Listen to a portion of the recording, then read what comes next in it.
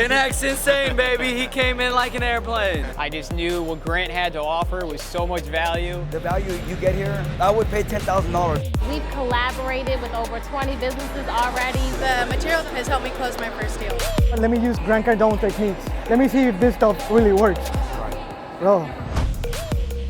10X rule changed my life. He was like, this is nothing but just paper. This is nothing until you put it to use.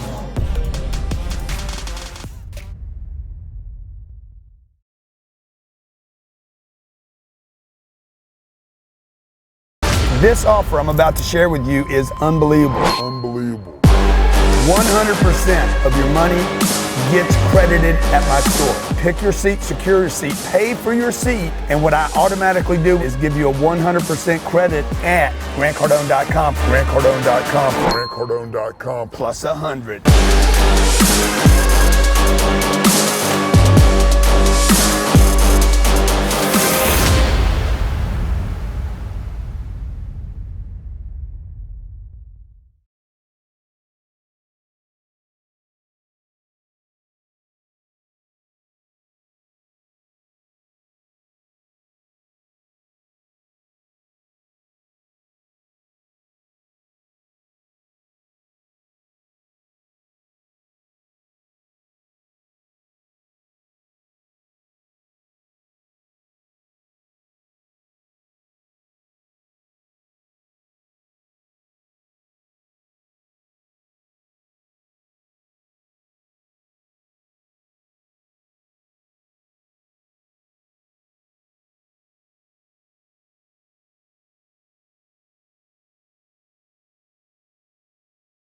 $10 million to put on this event, somewhere around $10 million, probably over that, I just don't want to admit it. No one fills up a stadium with 35,000 people for personal development. They're not only coming back, it's growing. So to be here and to be able to listen to several, you're going to get so much information. And I think what Grant Cardone has done maybe better than any person in the world is he has empowered people. He's 10X'd them. The fact that Grant is around all these people, I know he's doing something right. We just came from Poland, from Romania. Coming all the way from Israel. I'm from Italy. We are very excited to see Grant Cardone. I've been following Grant for about 6 months, and it's been the craziest 6 months of my life. Ever since I started following Grant, my money's doubled. We've had 300% growth in our business. In 1 year, we've increased our sales by $250,000. A few years ago, I was in a car accident. I hit a tree at 120 miles an hour. I woke up not knowing 10 years of my life, so I was lost. I went from just being a leasing consultant with a $25,000 income, now I'm making 6 figures, and it wouldn't have been possible without Grant Cardone. Something's really wrong with Grant. He's so crazy, man, but his craziness is so compelling. I'm attracted to crazy people, because in order to be successful, it's got to be something wrong with you. It's possible to live your dream if you work hard, if you're consistent, if you follow the Cardones. But you can no longer afford to play small, to think small, or to act small. So you guys could leave here and say, I just went to the best conference I've ever been to.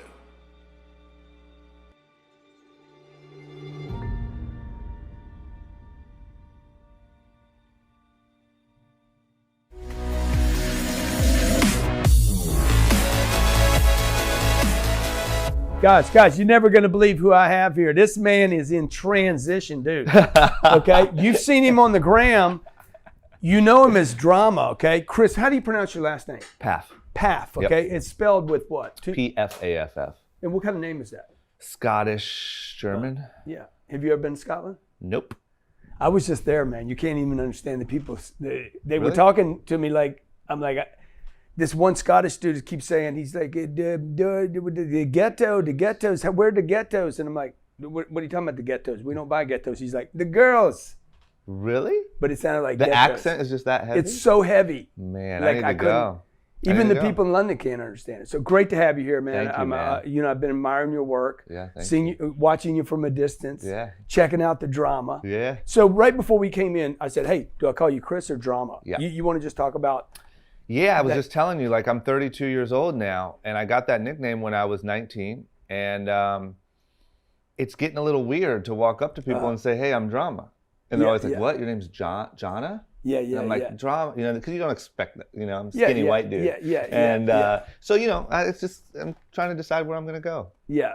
And that's interesting to me because an entrepreneur and so much of what you do and help people with and give them the story of anybody can make it is in transition. Yeah. You know, and I think you got a great story about transition in retail. For sure. From the reality thing. You want to just talk about what you've done with 3,000. I didn't know you were in that many stores. Yeah. So, I mean, you know, I'd say the kind of long story short of it is, you know, I grew up in Ohio. I was obsessed with skateboarding. That's all I wanted to do all day. And that's what initially led me to California. And my life dream was to work at a skateboard shop and live in a, at best, 1-bedroom apartment, like in the valley somewhere. That was my life dream because I just thought, man, I can skateboard all day. I can do whatever I want. I can drink beers. How old are you at this time? I mean, that was my life dream from probably 12 until I actually moved here and saw what was possible, right? Yeah. So quick little detour is at 18 years old, my plan was graduate high school. The next week I'm moving to LA, getting a studio apartment. I'm going for it. Well, that weekend after I graduated, I fell skateboarding, hit my head, was in a coma for 4 days, brain bleeding, fractured skull, and had a blood clot from the fractured skull, and they wouldn't let me leave. Wouldn't let me leave home because I had this blood clot, and they didn't know what was going to happen with that. And I mean, when I woke up from that coma, I couldn't read, I couldn't use a computer. It was the weirdest thing.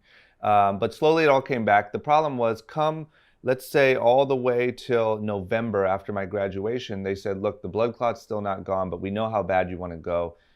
Who's saying this to you? The doctor. Okay. And they said, you know what, just because I was going every 2 weeks for a CAT scan saying, is it gone, is it gone? They said, no, it's still not gone, but you know, if you have seizures or pass out or whatever, then you know it's a problem and you got to come back. So that gave me a lot of anxiety, right? I moved to LA, this new big city from small town Ohio, and now every time you Where in LA? Like where does you're 17? I moved into Studio City. Okay, why Studio City? Because my cousin, so this will also add to the story, my cousin is a pro skateboarder, was a pro skateboarder. And I didn't know him growing up really, but I knew he lived out there and I knew that we had kind of a relationship. And I thought, well, at least if I go out there, maybe we can connect and maybe I can get in the skateboard industry.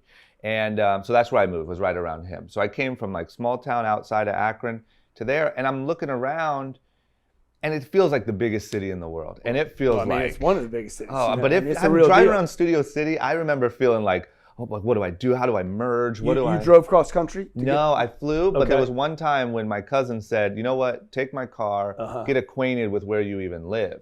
And I remember it was like a war zone in the streets. And we're talking Studio City, like the most mellow part. Yeah. And then I'm dealing with, every time I stand up too fast and get a little lightheaded, I think I'm about to have a stroke and die, right? So I just have this paranoia, but. What's your money like at this time? Just so I understand where you're at. So here's what I did. My big hustle when I was young was I learned how to film and edit skate videos because I would film my friends. I knew I wasn't good enough to be a pro skateboarder, so I'd film my friends, I'd make little videos on my computer, and then I would give them out to the friends. Well, I realized one time I went to one of my little cousin's Little League football games. I could sit there, film the football game, make a nice DVD that at that time was so hard to get with a nice cover and everything, and then come back the next week and sell it to the parents. So I was selling the parents videos of their kids playing football for the whole season. I was doing it for other teams. I gathered all of my graduation money, anything that I could get my hands on. I had $2,000. So when I came, I was like, I'm gonna be good. Like $2,000, I'm pretty much rich. Like we're I'm pretty much set here. And obviously that ran out right away, and that's where the story goes into, like, I'm looking around for jobs at skate shops and stuff like that, and my cousin came to me one day, and his assistant had just quit, and he was kind of bummed out because he had just got everything ready to start with this new assistant. And the assistant's girlfriend said, you can either go work for him in LA or stay with me in San Diego, your choice. So he comes out into the kitchen. I was hanging out there that day, and he's like, my assistant just quit. I don't know what to do. He's like, do you want to be my assistant? I'm 18 years old. I'm like, I mean, I've never even seen an assistant in my life. You don't even know what it is. I don't know what that is. I was like, I can't even drive to the grocery store. I'm scared to death. So I was like, look, I have nothing to lose. I might as well give it a shot. Worst case scenario, I'll stop and I'll go work at a skate shop like I was going to. So I did that, and that ended up being like the best, decision of my life. That ended up being that was almost my college. My cousin's very entrepreneurial. He's a hustler. And I just learned a lot, and I met a lot of people, and then I would go, I'd meet this guy that he was starting a clothing line with, and I'd go learn from him, and I'd go learn from this guy and that guy and that guy, and that really started to build my network and really started to build my even idea. Like I was telling you before we started recording, there was this moment probably in the first 2 years of living out there that I was like, man, all of these people doing insane things and successful things are just normal people. Right. Sure, they've been here much longer, they put in the work, all that stuff, but I can talk to them. And that's when it really started to open my mind that I can start a business. I can do something. I can, you know what I mean? Do something way beyond working at a skate shop. But before we talk about, and I agree with you that, I grew up in a small town, Lake Charles, Louisiana. Yep. And when I moved, every move I've made has been good for me. Yep. Because I look around, I'm like, how did he get there? Yeah. How did he do that? Yeah. When I'm in LA, I'm like, God, how did he do that? Because not everybody there's in movies. Yeah. There's other business people. Oh, there. yeah. So what caused you to be that very tiny percent of people that leave Akron, Ohio in the first place? Because most people just stay in Ohio. Yeah, I just got to move. This is what I've learned about. So when you're that young, you're kind of just doing stuff. And then around your 30s, I think you start to audit and look at who you really are and what makes you tick and what's good and bad about you. Yeah. And I think, what it is I've learned I just need to grow and evolve and learn. And I just have to. There's something in me. And it's not even that tied to, sure, we all love financial success and we all love the big wins. But I'm talking I've learned now that I need to read a little bit of a book every morning to get my day started and get some new information in there. You know what I mean? I have to get out of the house. I have to do something and be learning and growing. So it's a survival thing. You think you're compelled. Yep. It makes just you feel good. if I'm not moving forward, I lose it. I can't imagine just sitting. And I think what made me choose LA, thank God, was skateboarding, because it's the skateboard capital of the world. But if it wasn't that, if I wasn't a skateboarder, I would have went somewhere. It's just I knew from age 12, the moment I turn 18, I'm out of here. And so that's what it was. It's just this. So what was going on when you were 12? Was there something was life troublesome or? No, I think my life.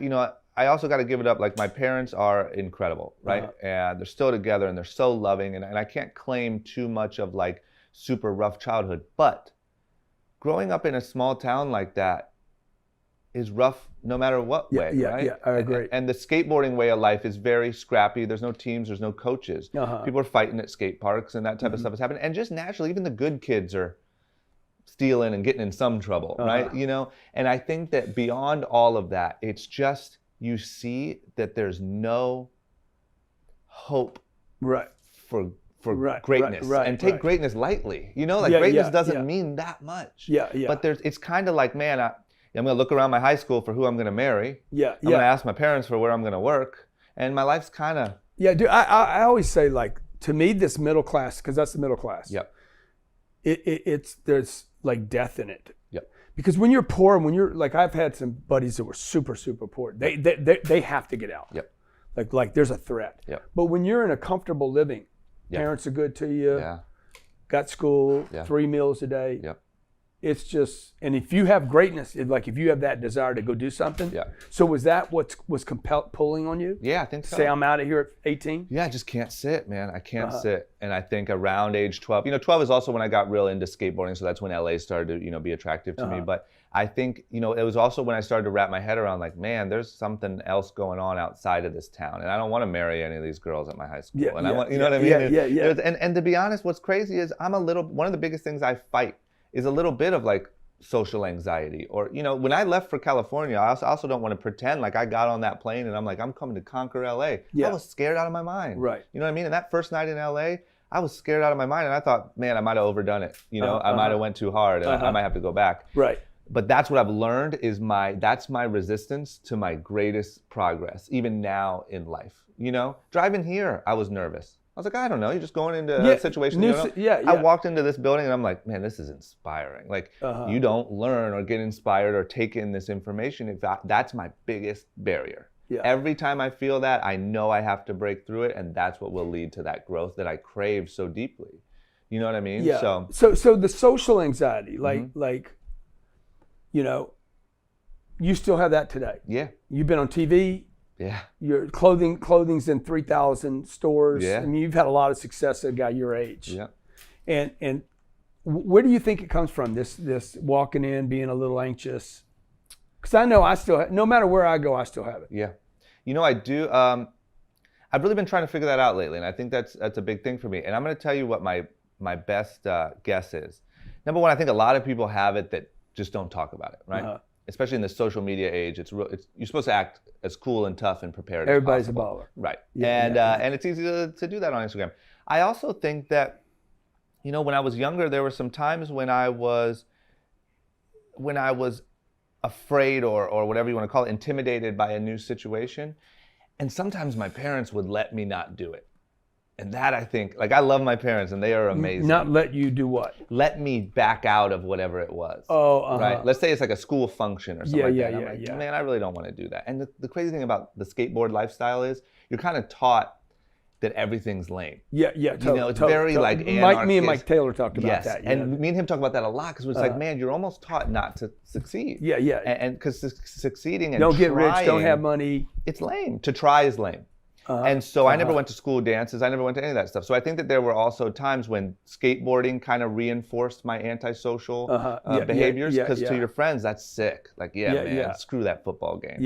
And then also I think that there were times when I was younger that, like, let's say a school function or something came up and I said, Mom, I really don't want to go to that. And they'd be like, you know what, it's okay. Yeah. And that's great. And that's love and that's whatever. But I've noticed now one day when I become a parent, there's you might something push into those. You know, it might not be tough love exactly, but something to say, hey, man, you got to go break through that. Because now I've learned it. As an adult, I've learned that all of my greatest rewards and lessons and learning and inspiration come the moment I feel that feeling and push through it. The fear, the uncomfortability. There's something that your brain starts coming up with excuses. You just start saying like, oh, man, do I really need to go to that thing? Or like, they're not really going to need me there. There'll be like little events and stuff in LA. And I'll be like, come on, man, I can just connect with them on Instagram.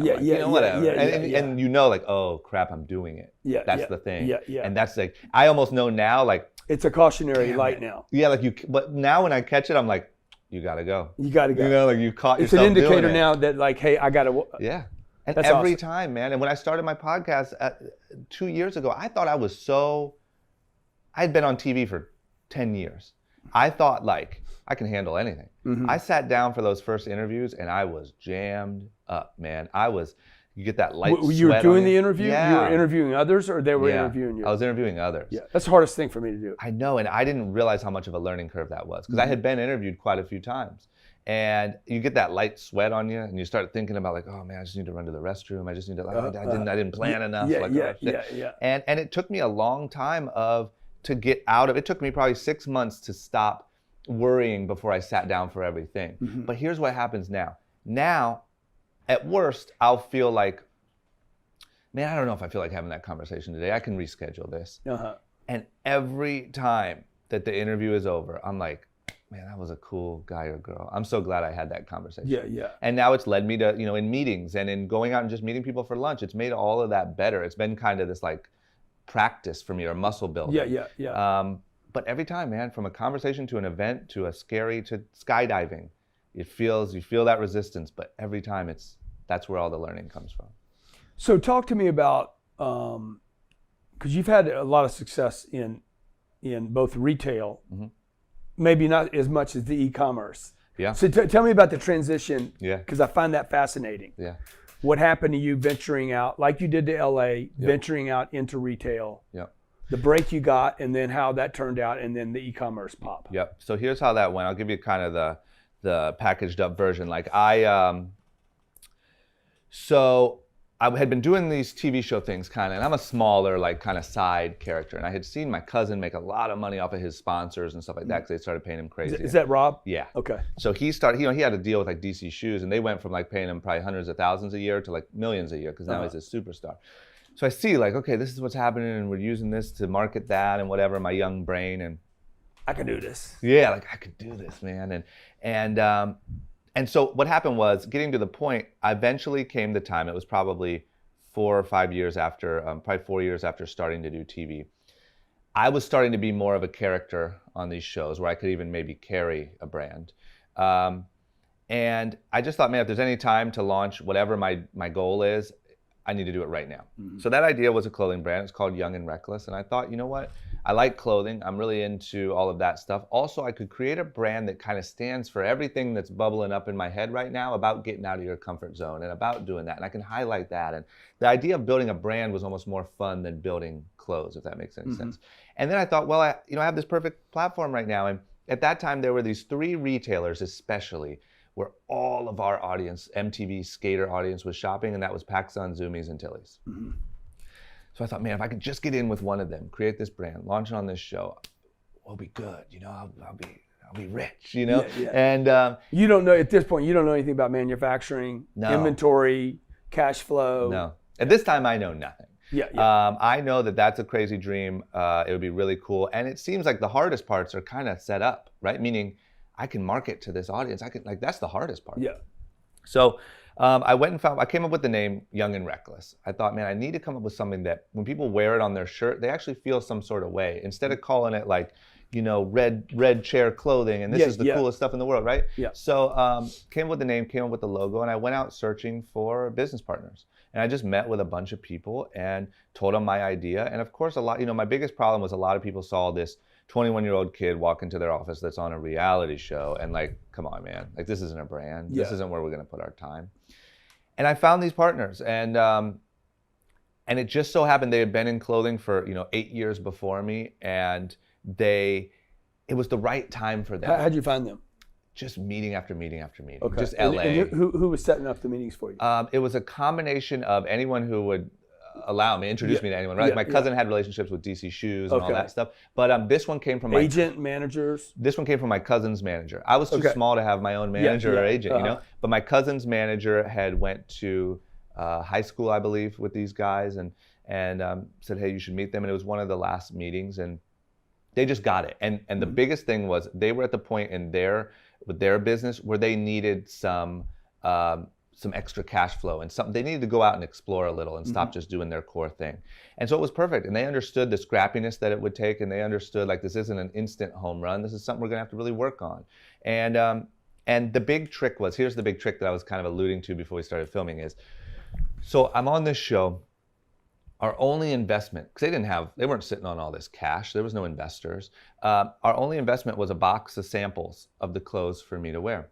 And then I printed out a bunch of fake like line sheets and I stuck them all over my wall so that you'd walk into my little office on TV and it would look like, oh, this is a real brand all of a sudden. And I wore the stuff all over the show. And I had a really good relationship with the editors at MTV. So I went and got the DVD as soon as the episode was edited.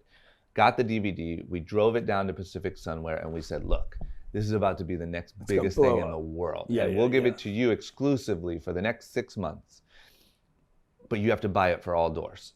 And that's like 800 doors at the time. And I'm like, all my social media, all my everything, I'll say PacSun. I'll say it in the show. I'll say PacSun, PacSun, PacSun. And so they saw like, look, there's no loss here. So in MTV, was MTV allowing you to do some of this stuff? Yeah, and you want to know where we got really lucky on that is in the very beginning, that stuff got carved out because my cousin had so many sponsors. So he was doing episodes and stuff about he's a pro skateboarder. So like, we're going to go to this photo shoot for my sponsor, and MTV can't take a piece of that, right? Yeah. So that's where I got in, So yeah, they allowed me to do it. I mean, that's a big break right there, like massive. Yeah. Massive. So we went down there. They bought it. They said, all right, we'll take it. I think there was no downside for them, right? It's like at the worst case, the thing bombs. Yeah. And I'm shouting PacSun all over everything, right? So they take it all doors. Here we go. We've timed it so that the episode airs and the next day you walk into your local mall and there's Young and Reckless in PacSun. Like instant, it's over. My life has changed. The problem was it wasn't that little thing, that little show and one guy on this show with his new brand isn't enough to sell at 800 stores across the country.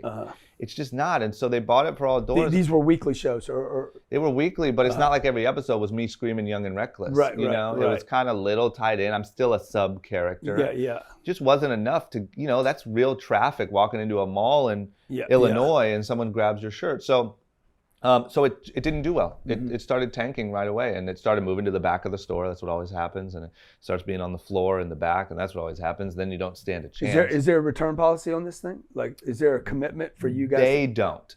So them particularly, it depends. You know, different people do it. Yeah, they were stuck, but different people do it. And that was our first order. That was our first shipment. They knew we didn't have any way to even take it back, right? Pretty much if it didn't work there, there was no brand. It just didn't work. So what we did is it was sliding. And what we did is we kind of huddled up and we said, look, my goal was never to be a celebrity with merch. That sounds like the lamest thing ever to me. Just for me. I wanted to make a company and run a company in LA. I thought that was my new dream.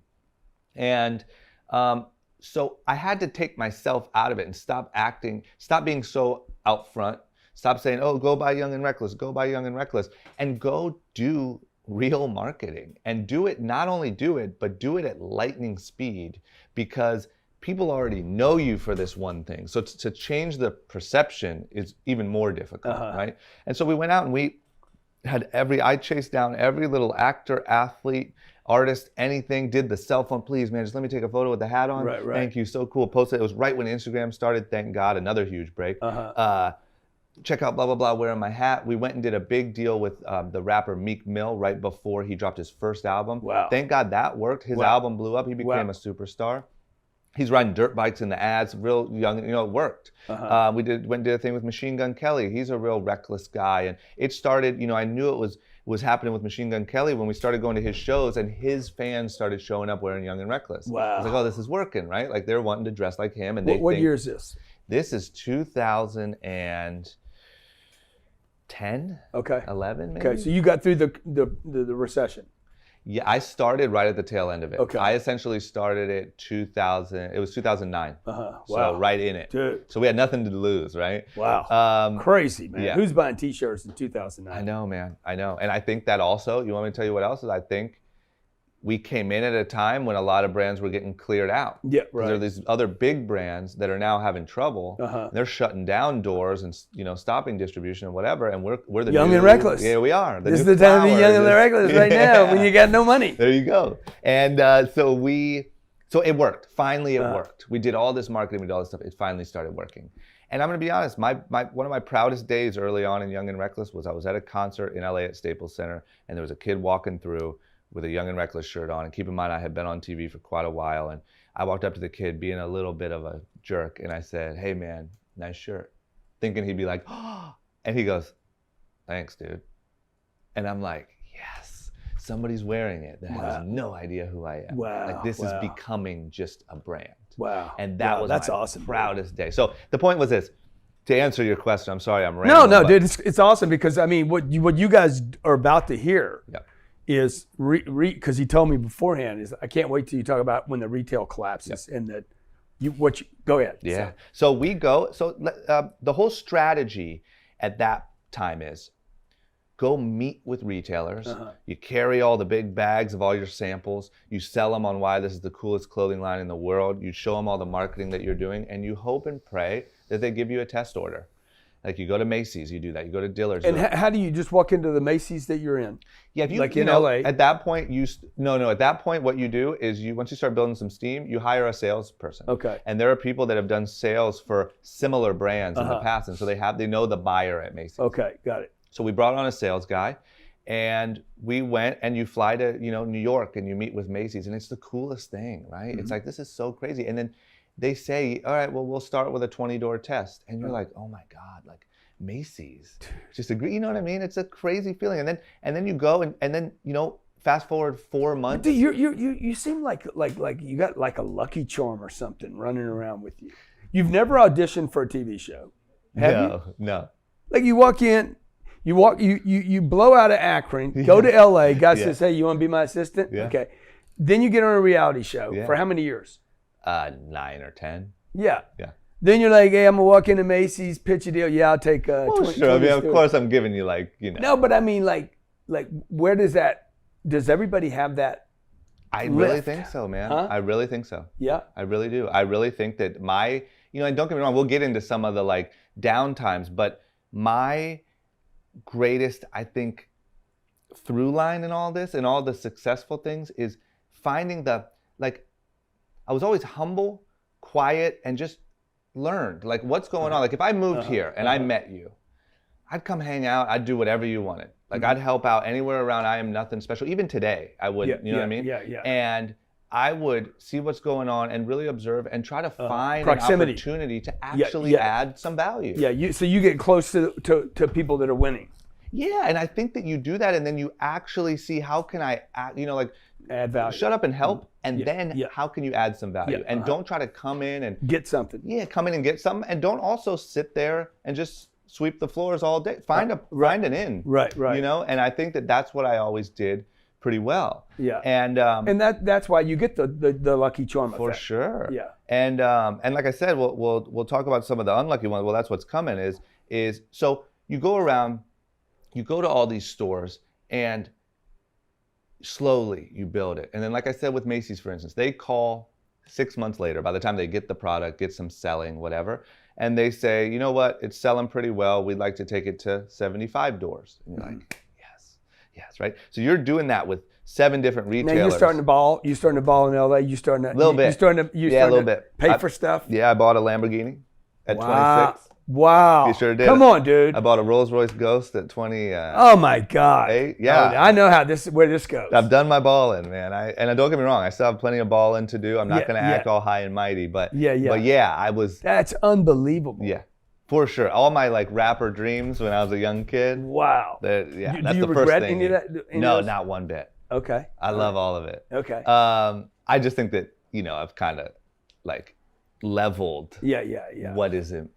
Don't get me wrong, I would still do all that stuff. But I just think it was really important to me to show everyone I hate you in a Rolls. Hated me. Huh? But you're like the Antichrist. Yeah. In a Ghost. Yeah. I mean, my friend, like Mikey and them, Mikey Taylor and them, they loved it. Yeah. But like the younger skater guys. Hardcore, yeah. It's terrible. But the point is, I guess what I was saying is it was really important for me at that age, at that time, to just show by any means necessary that I was successful. And I hate to say it, but it was really important to me that other people knew I was successful. And that's something that'll bury you. You know what I mean? That's something that'll drive you down the bad hole. So that's what has changed. I still like to have fun. I still like to, celebrate the wins, but I don't care as much about that. Now I care more about trying to add some value. But the point is, so you're building it up, you're doing all these growing in all these retailers. It's a game of shelf space. It's a game of building relationships in shelf space, and you slowly every year add revenue and add retailers. And then, one day you kind of sit on top of it. You can never be complacent, but you do get to sit and be like, man, we've built a, $50 million business, and we're pretty locked in here as long as we keep doing the right thing. Mm-hmm. Well, around 2014, you start to hear this retail thing is having some trouble. Macy's, yeah, Saks, just they're mall all starting traffic. Mall traffic. People just aren't going to malls, and e-com's cranking away, and obviously just building, and then 2000. Little Amazon rumbles. Yeah, you just feel it. I think now I would hopefully know it a little earlier, but at that time you just feel the rumble. Yeah.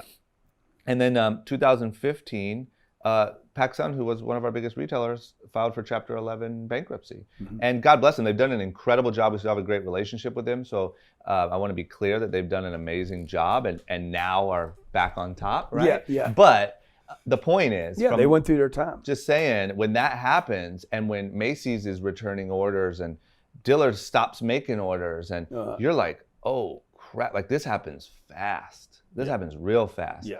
And for us, I think that our greatest benefit in that thing was we got really aggressive right before we had to. Mm-hmm. Meaning, we cut back instantly. We cut spending. Mm-hmm. We Who's making these decisions for you? Is it you? Is it a team? It's mainly me. It's me. I have my business partner. Guy's a genius, man. Stop it. I got a genius right here. Dude, I get a lot of guys in here that have success, but very few times are they geniuses. Fucking guy's a genius, man. Stop it. So I have an incredible business partner who's mainly like the one guy who's my right-hand guy. And then his brother is like our CFO. And they're really smart guys. So don't get me wrong, I'm not by myself. Yeah, but avoiding accidents, dude. Like knowing, hey, there's a collision here. Just avoiding losses is a major genius move.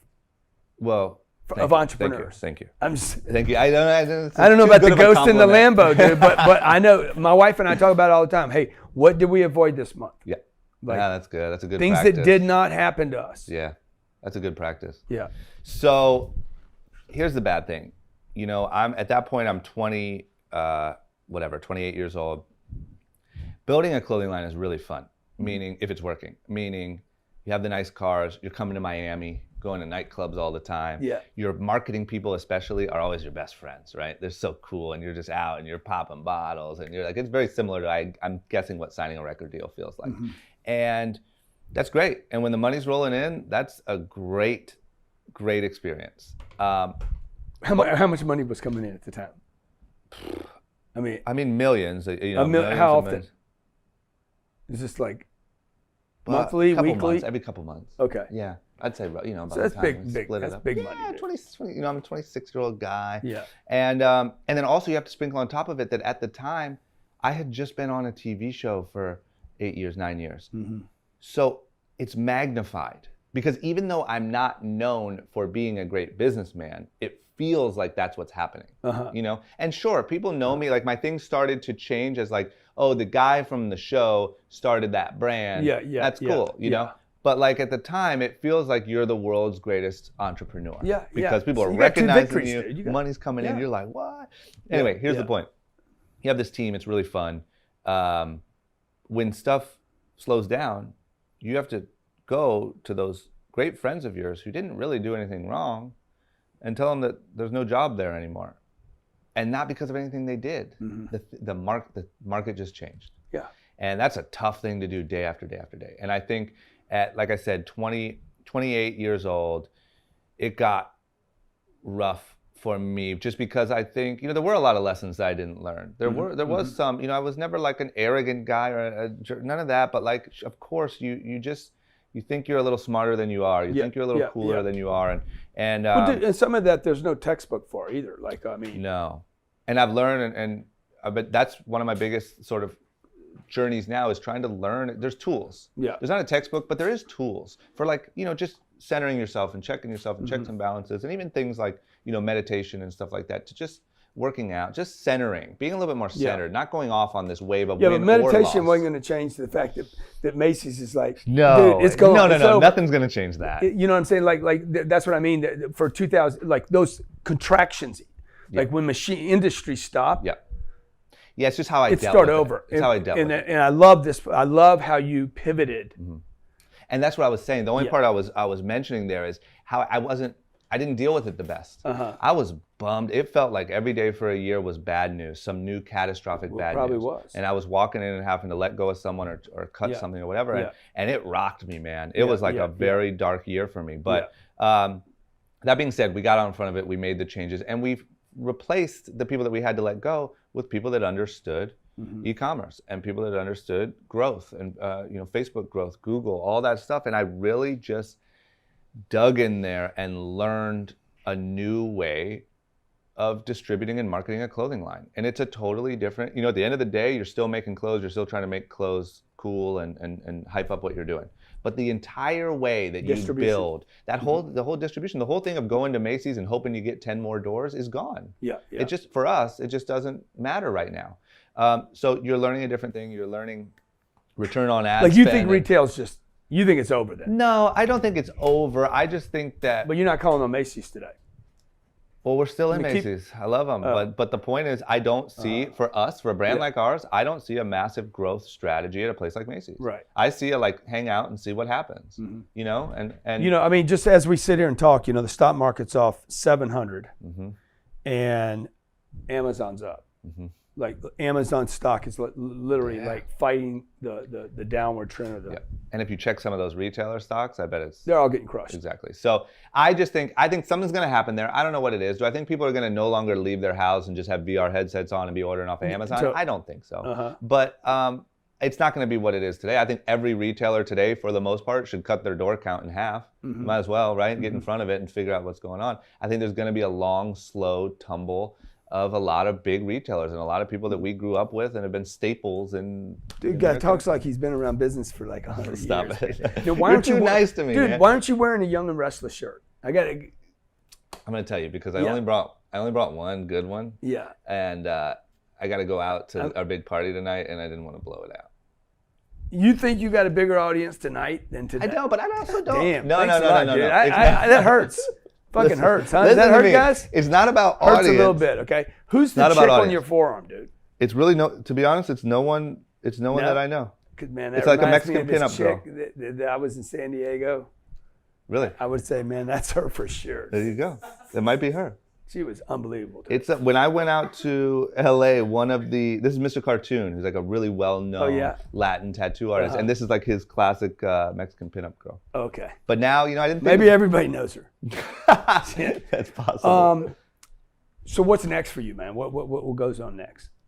I love what you're doing in your podcast. Let's talk about your podcast, and then what's next for you. Yeah, I'm big on that. My podcast it's called Short Story Long, and like I told you, like, I had done TV for a long time, but I didn't like doing TV. It's also was like, this is one thing to keep in mind is like, we were messing around and having fun, and sure there was some time to market our brands, but like, I was the sidekick. Like I wasn't like this amazing star, right? And so I think what happens is you're spending a lot of time making a lot of really cool content, but it doesn't align with the thing that you really care about. And so I would go out and sure, people would come up to me and be like, hey, drama, it's so crazy, man, what's up? But they're not talking about anything that you really connect with. It's like, what happened when the dog like fell in the pool? Like that was crazy. Yeah, it's crazy. And like it starts to almost get like burdensome. So 3 years ago, right? Yeah, and it just like feels like a burden, which I hate to see. Yeah. Because it's love. So some of the good things can actually be for sure. Like feel like a liability to you. For sure. And that's why I think that people who are famous for doing what they love and putting out something they love are some of the luckiest people in the world. People who are famous for something they don't actually care about, it's a curse on your life. I mean, I think it's really bad if you're like a superstar that doesn't connect with what you're doing. Anyway, the point is, so people are recognizing me, that's all good, but I'm not connecting with what they're connecting to. So TV ends, which I was happy about.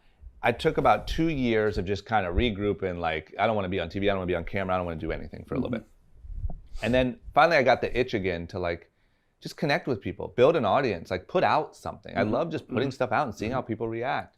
And I think that, I dug deep on like, well, what even am I? At the core of me, what am I? I'm not an athlete. I'm not even a clothing designer. I'm a guy, like I'm not going to put out a podcast about clothing design. I'd have 3 episodes. Right. I'm a guy from Akron, Ohio, who skipped college, came out, was scrappy, paid attention, and made my dreams come true. And so I want to talk to other people. Everybody wants to wear that t-shirt, dude. Everyone. Everybody. Right? And I think this is the thing, like, I've been so lucky, and I have found a life that is so far beyond working at a skate shop and living in a 1-bedroom apartment in Studio City that I never even thought was possible for me. And so I try to bottle up what made that happen, and I try to talk to other people who have done similar things, right? We both know a lot of really cool, impressive, self-made people. And I want to bottle that up, and I want to talk to them, and I want to show the listener. I really try. I think that sometimes I get a different level of conversation from people because they know that I'm not just a journalist. And so I want to make them sound human. I want to tell their story. I want you to really be able to connect with someone like Kyrie Irving or Jeff Curl, the founder of Stan Socks, or these people, and say, damn, I could do that. Yeah. Like this point in their story feels kind of like my point in my story right now, and I could really go do what he or she did. That's awesome. And that's why I wanted to bottle up. And so that's what I started. Podcast was the easiest way. Short story long. Why'd you call it that? I tend to ramble, as you can tell here. And when I do, I say long story short, blah, blah, blah, long story short. So this was everyone's chance to ramble. So short story long. Yeah. So anyway, so that's what I do. I package that up, and the reason I chose a podcast is because there's no rules. You could start scrappy, you could suck at it at first and just put it out and learn. And that's what I did. Now it's been 2 years, and I'm really kind of cruising. And now people come up to me. You got sponsors on that? I just started. Okay. Just started. I'm just trying to figure it out. I don't have any sponsors. So. I did it for a long time just on like, look, I'm doing all right, and I'm just thankful, and here's some free information for the crew. But now it's getting to the point where it's like I could start to build up the staff and what I'm doing if I brought in some revenue from it. But the point was, podcasting was such an easy barrier to entry. I could get into it, and now 2 years in, people come up to me now, and they say like, "Man, episode 50 changed my life." Or like that thing where you said, and that feeling is incredible because that makes you want to go back to work and work twice as hard. Yeah, and help people. Yeah, so that's what I'm. Dude, it's awesome what you're doing, man. Like, Thank you, man. To me, you know, I'm twice your age, so you know the chance that a guy could be 30 years old out helping people the way you are right now. Like this was my dream when I was 30. I wanted to help people because I wanted to help myself. Yep. And had a drug problem, had all these problems in my life. Overcame. I'm like, other people can do this. When I meet a guy like you, that's like, you're the American dream, dude. Thank you, man. No, you are. I mean, Akron, Ohio. I mean, you too, man. That's why everyone. That's why. And every time I'm around a guy like you, like it inspires me. It's like watching the guy fly private. And I'm like, who is that dude? That's what I'm doing now. And what did he do? Yeah. You know, what did he do? How did he get there? I've just always been moved by that. Yep. And when a guy like you makes it out, however he does it. So that comment about you having the lucky charm, I've never felt lucky. I've always wondered, guys that look lucky, what are they doing to get lucky? Yeah. So going forward, you know, how do you keep duplicating this? Where do you see yourself going over the next? I think it's, you know, to be honest, I really believe in what's gotten me here, which is don't ever get too ahead of yourself. Be humble, pay attention, learn. You have so much to learn. I have so much to learn from someone like you, and I'm so lucky that I'm even invited into this. And I truly mean that. That's not some like, you know, BS, like, I'm so lucky to be here. Like, honestly, man, like this stuff has allowed me access to people and knowledge and brains and experience that's like way beyond what some kid from Akron should be invited into. So pay attention, learn, stay hungry. Don't ever get too far ahead of yourself. And always, when you feel that resistance, push through that. Because that is the path. That's a marker for the path. Dude, awesome, dude. Thank you so much. Thank you, brother. One last thing. Yep. What does 10X mean to you? If I say to you the term 10X. Well, for me, when I first thought, when I saw it, because like I said, I've been driving myself crazy over this like e-com growth, right? It's, you know, my biggest thing is how do I create content and stuff that I can turn into ads and drive revenue? And so when I see 10X, I naturally go to like, how can you create content around what you're doing that can dramatically multiply your awareness and your engagement? Dude, I love that. It's multiplication. Okay. Hey, follow his, jump on his podcast, Short Stories Long. Short Story Long, yep. Grab his Young and Restless t-shirts. Reckless, come on. What did I say? You said restless. Oh, you made Young me a and soap Reckless. opera. Young and Restless. Because you know what? My wife was on Young and Restless. Was she? Yeah, she was on. There you So, go, man. so I'm competing. I'm used to that. Okay, my wife's on Young and Restless. Yeah. So Michelle Stafford, she's a friend of mine. She was on Young and Restless. There you So go. Young and Reckless t-shirts, which he didn't bring me one, by the way. I'm going to send you a I'm whole hurt, box. dude. Listen, number one. But dude, I need a little 10X branded on the Young and Reckless. Let's do a collab. I like that. Let's do a 10X Young and Reckless. I got 35,000 people showing up in Miami for a conference in February. 35,000. We can print shirts by then. Come on. Dude, why don't There we go. A deal just, that's how deals get made, guys. Dude, 35,000. How many t-shirts do you think you could sell there? 35,000 people. I have them for 3 days. And these people will do almost anything I tell them to do. 10,000. Do you think so? I do. 10,000 units? You have 35,000 of people that 35,000 all paid to be there. That you're teaching how, if you have, here's the thing. This is where a lot of people go wrong. Steve Harvey will be there. Yep. John Maxwell. Who do I have? Ty Lopez, Ryan Dice. I mean, it's 3 days of education. That's good. I'd love to learn how you're doing that type of thing. 35,000, huh? I'd love to do something like that in the future. Biggest entrepreneur conference ever held on planet Earth. Jesus. Okay, listen, here's the trick, and this is a good lesson. Yeah, let's learn a lot of people think I have kids. 35,000 people coming. They'll probably buy it. The trick is if you can actually bottle up in clothing a little bit of that something that makes them feel inspired about you, whether it's the wording on the shirts or how we design it, you could sell 10,000 units. Yeah, it needs to be 10X because these people are coming for 10X. Yeah, but there you go. These people are maniacs too, dude. I love it. I love it. You know what's funny is like I've learned that if you're into like drugs, you'll find a lot of people that tell you a lot about drugs and will do drugs with you and whatever, right? Yeah. If you're into skateboarding, same thing. If you're into like finding some tools and bettering yourself and learning. This might sound kind of cheesy, but you'll find a whole community of people that are too. Totally. And I feel like that's becoming more popular than ever with social media. And some of them are going to be drug addicts, and some of them are going to be skateboarders. But everyone's looking for the same thing. But everybody's got to pay bills. A way forward. Okay. Yeah. Lambo. He beat me on the Lambo. I don't have a supercar, man. You don't? That's not your Rolls Royce out front? That's my Rolls, man. I don't call that a supercar. That's not a supercar. You're right. You know.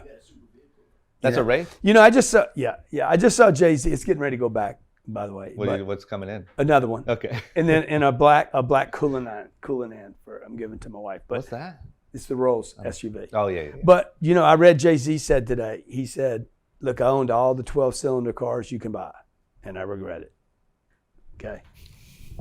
Hey, man, thank you so much, dude. We should do this again. When I come to LA, I'll pop in on yours. I would love right? to. Okay. It'd be an honor. Hey, guys, get on his podcast. Short stories long. Get his t-shirts. Young and reckless. And 10x your game.